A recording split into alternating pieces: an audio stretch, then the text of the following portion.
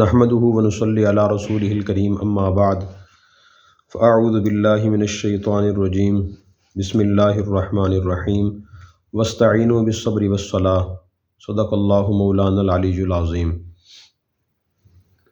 کل ہم نے یہ پڑھا تھا کہ زندگی میں ہر شخص کو کوئی نہ کوئی تکلیف، پریشانی، مصیبت پیش آتی رہتی ہے۔ تو آج ہم صبر کا مضمون پڑھیں گے اور صبر کے فضائل، اور اسی طرح اگر کوئی مصیبت پریشانی پیش آ جائے تو ہمیں کیا کرنا چاہیے، تو آج ہم یہ پڑھیں گے۔ تو صبر کے قرآن و سنت میں بہت زیادہ فضائل بیان کیے گئے ہیں۔ ایک فضیلت تو قرآن کریم میں اللہ نے یہ بیان فرمائی بشر الصابرین، کہ صبر کرنے والوں کو بشارت سنائیے۔ الذین اذا اصابتہم مصیبۃ قالوا انا للہ و انا الیہ راجعون، جب ان پہ کوئی مصیبت آتی ہے تو کہتے ہیں کہ ہم پڑھتے ہیں انا للہ و انا الیہ راجعون۔ اس کا ترجمہ یہ ہے بے شک ہم سب اللہ کے ہیں اور ہم نے اللہ کے پاس ہی لوٹ کر جانا ہے۔ ایک تو ہمیں یہ کلمہ پڑھنا چاہیے اور یہ اس کا ترجمہ سوچ کے پڑھنا چاہیے، اس سے پھر مصیبت آسان ہو جاتی ہے۔ کوئی چیز اگر ہم سے چلی گئی ہے، اس سے پریشانی ہوئی ہے، کوئی بندہ فوت ہو گیا، اس سے پریشانی ہو رہی ہے، اس آدمی یہ سوچ لے ترجمہ کہ ہم بھی سب اللہ کے، ہم نے اللہ کے پاس جانا ہے۔ جیسے یہ انسان چلا گیا ہے، جیسے یہ چیز چلی گئی ہے، تو پھر انسان کو حوصلہ مل جاتا ہے۔ پھر اس کے بعد اللہ تعالیٰ نے فضیلت بیان فرمائی اولئک علیہم صلوات من ربہم ورحمہ، جو لوگ یہ کام کرتے ہیں ان پہ اللہ تعالیٰ کی طرف سے خاص رحمتیں اور عام رحمتیں نازل ہوتی ہیں۔ اولئک هم المہتدون، اور یہی لوگ ہدایت یافتہ ہیں۔ تو اللہ تعالیٰ ایسے لوگوں کو ہدایت یافتہ قرار دے رہے ہیں، ہمیں ایسے ہی کرنا چاہیے۔ اگر ہم یہ کریں گے تو اللہ کے ہدایت یافتہ شمار ہوں گے۔ اسی طرح قرآن کریم کی دوسری آیت میں اللہ تعالیٰ نے ارشاد میں واستعینوا بالصبر والصلاۃ، کہ صبر اور نماز کے ذریعے مدد حاصل کرو۔ انسان جب نماز پڑھتا ہے تو ذہن اس واقعے حادثے کی طرف سے ہٹ جاتا ہے۔ اسی طرح جب کوئی اور بات چیت کرتا ہے تو اس سے بھی انسان کو مدد حاصل ہوتی ہے، صدمے سے کی طرف سے ذہن ہٹ جاتا ہے۔ پھر فرمایا کہ ان اللہ مع الصابرین، بے شک اللہ تعالیٰ صبر کرنے والوں کے ساتھ ہیں۔ مطلب یہ ہے کہ اللہ تعالیٰ کی خاص مدد اور رحمت وہ صبر کرنے والوں کے ساتھ ہوتی ہے، بے صبروں کے ساتھ نہیں ہوتی۔ اور نبی کریم صلی اللہ علیہ وسلم کا بھی یہ عمل تھا، حدیث میں آتا ہے اذا حضبہ امر صلی، جب بھی آپ کوئی حادثہ، کوئی واقعہ پریشان کرتا تو آپ فوراً نماز پڑھا کرتے تھے۔ تو ہمیں بھی نماز پڑھنی چاہیے، صلاۃ الحاجت پڑھیں یا اور نماز پڑھیں تاکہ ذہن اس طرف سے ہٹے۔ اسی طرح قرآن کریم کی ایک اور آیت میں اللہ نے ارشاد فرمایا انما یوفی الصابرون اجرہم بغیر حساب، کہ صبر کرنے والوں کو اللہ تعالیٰ بغیر حساب کے اجر عطا فرمائیں گے۔ اور نیک عمل کرنے والوں کے بارے میں حدیث میں آتا ہے کہ اللہ تعالیٰ قیامت دن کو بلا کے نماز پڑھنے والوں کو حساب وزن کر کے دے دیں گے۔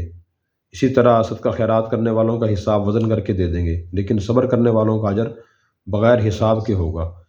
اور پھر حدیث میں آتا ہے کہ صبر کرنے والے جب قیامت دن اجر پائیں گے تو اس وقت یہ تمنا کریں گے کاش کہ دنیا میں ہماری کھالیں کینچیوں سے کاٹی جاتی، ہمیں زیادہ تکلیف پیش آتی، ہم صبر کرتے اور ہم زیادہ یہاں ثواب پاتے۔ اور انبیاء علیہ السلام کی زندگی دیکھیں تو وہاں ہمیں یہ نظر آتا ہے کہ ان کی زندگی تکالیف میں، پریشانیوں میں، مصیبتوں میں گزری ہے اور انہوں نے صبر کیا۔ تو اس کا نتیجہ بھی اللہ تعالیٰ نے بیان فرمایا وَجَعَلْنَاهُمْ أَئِمَّةً يَهْدُونَ بِأَمْرِنَا لَمَّا صَبَرُوا، جب ائمہ نے اور لوگوں نے صبر کیا ہم نے لوگوں کو پیشوا اور امام بنا دیا۔ اس سے معلوم ہوگا آدمی یہ چاہے کہ میں لیڈر بن جاؤں، قائد بن جاؤں، مجھے اللہ تعالیٰ زیادہ عزت عطا فرمائے، یہ جس کو پہلے اللہ نے یہ مقام عطا فرمایا ہو تو اس کے لیے ضروری ہے کہ وہ زیادہ صبر کرے، کیونکہ جو آدمی جتنے اونچے مقام پہ فائز ہوتا ہے تو زیادہ لوگوں کا تعلق بھی اس سے ہوتا ہے۔ اگر صبر اس کے اندر ہوگا، معاملات کو صحیح اور درست طریقے سے وہ کور کر سکے گا۔ اس میں صبر نہ ہوا، بے صبری ہوئی تو معاملات کو وہ خراب کر بیٹھے گا۔ اسی طرح قرآن کریم میں اللہ تعالیٰ نے یہ بھی ارشاد فرمایا وَجَزَاهُمْ بِمَا صَبَرُوا جَنَّةً وَحَرِيرًا، کہ جو لوگ صبر کرتے ہیں ان کی سزا ریشمی لباس ہوگا وہاں اور جنت ہوگی، وہ صبر کرتے تھے۔ فرشتے ان کو سلام کریں گے سلام علیکم بما صبرتم فنعم عقبی الدار، فرشتے کہیں گے تم نے صبر کیا ہے اس لیے آج ہم تمہیں سلام کرتے ہیں۔ حضرت ایوب علیہ السلام ایک طویل عرصہ تک بیماری میں مبتلا رہے، قرآن و سنت میں اس کا ذکر تو نہیں ہے کہ بیماری کیا تھی، لیکن اللہ تعالیٰ نے ان کی تعریف فرمائی انا وجدناہ صابرا نعم العبد، بہت اچھے انسان تھے، ہم نے صبر کرنے والا پایا۔ بیماری کی وجہ سے پریشانی ہو تو آدمی ایوب علیہ السلام کو سوچے کہ ایوب علیہ السلام کتنا عرصہ بیمار رہے، لیکن ایک مرتبہ بھی انہوں نے ناشکری کا، بے صبری کا اظہار نہیں فرمایا۔ حضرت عمران بن حسین رضی اللہ عنہ ایک صحابی رسول تھے، ان کو ناسور کی بیماری تھی اور وہ 30 سال تک سیدھے لیٹے رہے اور خوش رہتے تھے اور کبھی بھی ناشکری کا اظہار نہیں کرتے تھے۔ تو ہر پریشانی اور مصیبت میں مبتلا شخص کے لیے دین اسلام میں سبق کے نمونے ہیں، مثالیں موجود ہیں۔ کبھی آدمی پریشان ہوتا ہے اپنے کسی عزیز کے فوت ہونے کی وجہ سے، خدا نخواستہ بچپن میں اگر والدین فوت ہو گئے ہوں تو نبی کریم صلی اللہ علیہ وسلم کی ذات گرامی ہمارے سامنے موجود ہے کہ آپ کے والد صاحب تو پیدائش سے پہلے ہی وفات پا گئے تھے، اور والدہ بھی 5 یا 6 سال کی عمر تھی اس وقت وفات پا گئی تھیں۔ آپ نے یتیمی کی زندگی گزاری ہے اور آپ نے صبر فرمایا۔ اسی طرح اگر اولاد فوت ہو جائے تو اس کے لیے بھی بہترین نمونے موجود ہیں۔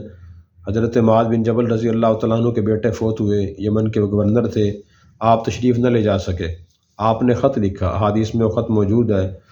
تو اس کا مفہوم اور خلاصہ یہ ہے کہ آپ نے ان کو یہ خط میں تحریر فرمایا کہ اے معاذ، اللہ تعالیٰ نے آپ کا بیٹا آپ سے لے لیا اور اس کے بدلے میں آپ کو اللہ تعالیٰ اجر عظیم عطا فرمائیں گے، تو خیال کرنا کہ بے صبری آپ کے اجر کو ضائع نہ کر دے۔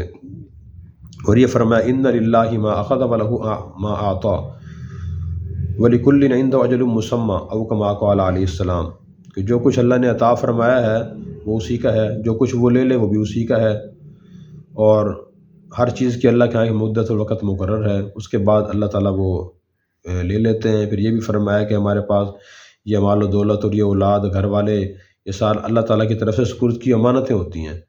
آدمی کی اپنی امانت واپس لے لے تو آدمی کو رونا نہیں چاہیے، پریشان نہیں ہونا چاہیے۔ حضرت ابو طلحہ رضی اللہ عنہ کے بیٹے کا انتقال ہوا، وہ گھر سے باہر گئے، جب واپس آئے تو بیوی سے پوچھا کہ بیٹے کیا حال ہے، انہوں نے پوچھا کہ وہ اب تو سکون کی حالت میں ہیں۔ پھر رات کو انہوں نے کھانا کھایا، اکٹھے رہے، پھر صبح انہوں نے بتایا کہ یہ پوچھا کہ یہ بتائیں کہ آدمی کے آپ کے پاس امانت رکھوائے اور واپس لے کے آپ کو پریشان ہونا چاہیے؟ انہوں نے کہا نہیں پریشان ہونا چاہیے، آپ کو جلدی امانت دے دینی چاہیے۔ تو پھر انہوں نے بتایا کہ جی آپ کے بیٹے کا انتقال ہو گیا ہے۔ تو کتنا بڑا صبر کیا ان کی والدہ نے، اس میں بھی ہمارے لیے سبق ہے۔ نبی کریم صلی اللہ علیہ وسلم کے بیٹے حضرت ابراہیم بچپن میں دایا کے پاس پرورش پا رہے تھے، آپ کو اطلاع دی کہ ان کی حالت بہت زیادہ خراب ہے، آپ صحابہ کرام کے ساتھ تشریف لے گئے اور آپ نے وہاں جا کر پھر بچے کو اٹھایا، وہ نزع کی حالت میں تھے، تو آپ کی آنکھوں سے آنسو جاری ہو گئے۔ تو پھر آپ صلی اللہ علیہ وسلم کو صحابی نے دیکھا، بعض روایت میں سعد بن عبادہ رضی اللہ عنہ نے، بعض میں عبد الرحمن بن عوف رضی اللہ عنہ نے، تو انہوں نے عرض کی یا رسول اللہ کیا آپ بھی رو رہے ہیں؟ ان کا خیال یہ تھا کہ شاید رونا بے صبری کی علامت ہے۔ تو آپ صلی اللہ علیہ وسلم نے فرمایا کہ نہیں، ان العین تدمع والقلب یحزن، کہ آنکھیں رو رہی ہیں اور دل پریشان ہے، اور ان فراق ابراہیم لمحزونون، اے ابراہیم آپ کی جدائی پہ ہم غمگین ہیں، ولا نقول الا ما یرضی ربنا او کما قال علیہ السلام، لیکن زبان سے ہم وہی بات کہیں گے جس سے ہمارا رب راضی ہوگا۔ اس سے معلوم ہوا کہ پریشانی کی حالت میں فوتگی کے وقت آنکھوں میں آنسو آ جانا، دل کا پریشان ہونا، نیند نہ آنا، بھوک ختم ہو جانا، یہ بے صبری کی علامت نہیں ہے، بلکہ یہ دل کی نرمی کی علامت ہے۔ اور اس سے یہ بات بھی سمجھنا ہمیں ضروری ہے کہ بے صبری کیا ہے اور صبر کیا ہے۔ بے صبری کا مطلب یہ ہے کہ آدمی پریشانی میں، مصیبت میں یا نقصان کے وقت اپنی زبان سے کوئی ناجائز بات کہے، دل میں برے خیالات لے کر آئے۔ زبان کی غلط باتیں یہ ہے کہ آدمی خدا نہ خواستہ زمانے کو برا کہے، معاذ اللہ یہ کہ زمانہ بہت برا ہے، لوگ بہت برے ہیں، یا اسی طرح اپنی موت کی دعا کرے کہ اللہ کرے میری موت آ جائے، یہ دولت پاس نہیں ہونی چاہیے تھی، اولاد تو ہونی نہیں چاہیے، یہ مکان نہیں ہونا چاہیے، یہ کاروبار نہیں ہونا چاہیے، یہ تو آدمی کے لیے معاذ اللہ مصیبت ہیں، تو یہ بے صبری ہے۔ اور دل سے آدمی خدا نہ خواستہ یہ سوچے کہ معاذ اللہ اللہ تعالیٰ ظلم کر رہے ہیں، مجھ پر یہ تکلیفیں، مصیبتیں، پریشانیاں کیوں بھیج رہے ہیں، یہ بے صبری ہے۔ اور ہاتھ سے خدا نہ خواستہ آدمی اپنا سینہ پیٹے یا چہرے پہ تھپڑ مارے، کپڑے پھاڑ دے یا وویلا بہت زیادہ کرے، تو یہ بے صبری ہے۔ اگر آدمی روئے یا خاموش ہو کے پریشان بیٹھ جائے، دل پریشان ہو، تو یہ بے صبری کی علامت نہیں ہے۔ اسی طرح اپنے حق کو وصول کرنے کے لیے، ظلم کے خاتمے کے لیے اس کی تلافی کے لیے آدمی قانونی کارروائی کرے، وہی بے صبری کی علامت نہیں ہے۔ بعض لوگ سمجھ شاید یہی بے صبری کی علامت ہے، بلکہ دین ہمیں یہ کہتا ہے کہ کوئی حادثہ واقعہ پیش آ جائے تو جلدی ہمیں اس کی تلافی کرنے کی کوشش کرنی چاہیے۔ اکثر ہم لوگ یہ بھی کوشش نہیں کرتے۔ مثلاً ایک عورت کی شادی ہوئی اور اس کا شوہر راہ راست پہ نہیں ہے، ظلم و زیادتی کرتا ہے، حقوق ادا نہیں کرتا، یا مرد کو بیوی ایسی مل گئی جو راہ راست پہ نہیں، اس میں کی بڑی خامی غلطی ہے، یہ اولاد نافرمان ہے، ملازم کوتاہی کرتا ہے اپنے فرائض کی ادائیگی میں، یا آدمی خود بیمار ہے، تو یہ ایسے موقع پر بعض لوگ یہ کہتے ہیں بس جی صبر کریں۔ صبر کا مطلب ہے کہ آپ کوئی کارروائی نہ کریں، کچھ بھی نہ کریں، بس آرام سے بیٹھے رہیں، اللہ کے فیصلوں پہ راضی رہیں۔ دین ہمیں بتاتا ہے کہ ایسے موقعوں پر ہمیں خود کو سنبھالنا تو چاہیے کہ ہم کوئی خلاف شرع بات نہ کریں، خلاف شرع کام نہ کریں، مثلا بیوی کو، اولاد کو، ملازمین کو، متعلقین کو گالیاں نہ دیں، غلط الفاظ نہ